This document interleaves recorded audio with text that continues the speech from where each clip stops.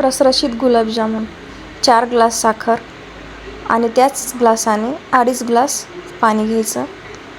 आता ही साखर विरघळून ह्याचा पाक करून घ्यायचा आहे आणि पाक बनवत असतानाच त्यात इलायची घालून घ्यायची.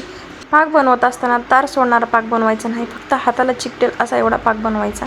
आता हा पाक बनवून तयार आहे. इकडे मी घेतला आहे अर्धा किलो खवा.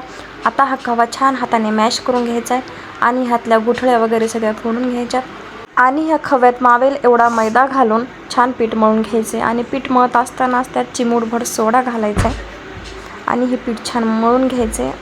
ह्या पिठाचा छान उंडा बनवून घ्यायचा आहे. अशा पद्धतीने उंडा बनवून तयार करून घेतला आहे. पीठ मळून झाल्यानंतर मी लगेच ह्या पिठाचे गुलाबजामुन म्हणजे गोळे तयार करून घेणार आहे. या पद्धतीने छान गोळे तयार करून घ्यायचेत.